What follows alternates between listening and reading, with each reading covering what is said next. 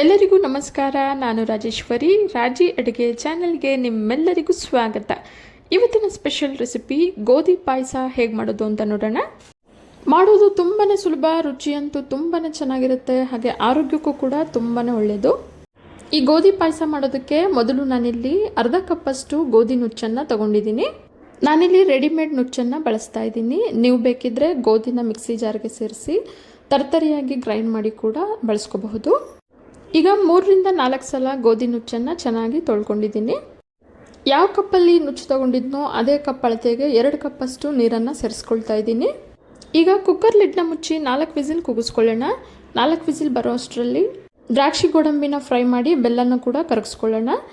ಬಿಸಿಯಾಗಿರೋ ಬೌಲ್ಗೆ 1 ಟೀ ಸ್ಪೂನಷ್ಟು ತುಪ್ಪನ ಸೇರಿಸಿ 10 ಗೋಡಂಬಿನ ಸೇರಿಸಿ 30 ಸೆಕೆಂಡ್ ಫ್ರೈ ಮಾಡ್ಕೊಳ್ಳೋಣ.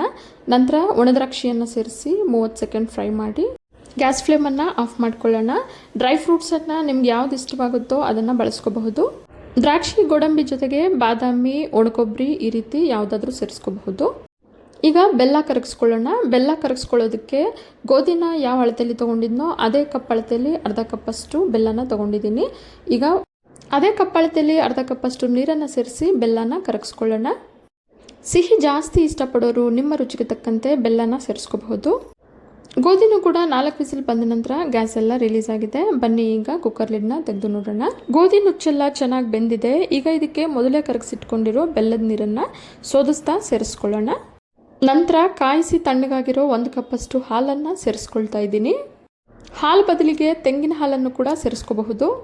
ಫ್ರೈ ಮಾಡಿರೋ ದ್ರಾಕ್ಷಿ ಗೋಡಂಬಿನ ಸೇರಿಸ್ಕೊಳ್ತಾ ಇದ್ದೀನಿ. ನಂತರ ಅರ್ಧ ಟೀ ಸ್ಪೂನಷ್ಟು ಏಲಕ್ಕಿ ಪುಡಿಯನ್ನು ಸೇರಿಸಿ ಚೆನ್ನಾಗಿ ಮಿಕ್ಸ್ ಮಾಡಿ ಹೈ ಫ್ಲೇಮಲ್ಲಿಟ್ಟು 2 ನಿಮಿಷ ಚೆನ್ನಾಗಿ ಕುದಿಸಿದ ನಂತರ ಮೀಡಿಯಂ ಫ್ಲೇಮಲ್ಲಿಟ್ಟು 2ರಿಂದ 3 ನಿಮಿಷ ಕುದಿಸ್ಕೊಂಡ್ರೆ ಬಿಸಿ ಬಿಸಿಯಾಗಿ ರುಚಿಯಾದ ಗೋಧಿ ನುಚ್ಚಿನ ಪಾಯಸ ಸರ್ವ್ ಮಾಡೋದಕ್ಕೆ ರೆಡಿ ಆಗುತ್ತೆ.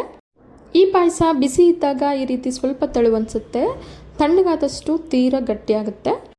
ನಾಳೆ ರಥಸಪ್ತಮಿ ಆಗಿರೋದ್ರಿಂದ ಈ ಗೋಧಿ ಪಾಯಸನ ನೈವೇದ್ಯವಾಗಿ ಮಾಡ್ಕೋಬಹುದು.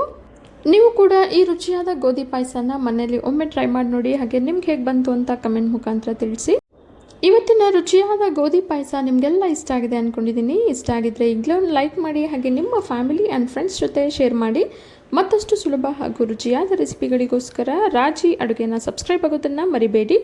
ಇನ್ಯಾಕೆ ವೆಯ್ಟಿಂಗ್, ಶುರು ಮಾಡಿ ಕುಕಿಂಗ್ ಅಂತ ಹೇಳ್ತಾ ಮುಂದಿನ ವಿಡಿಯೋದಲ್ಲಿ ಸಿಗೋಣ.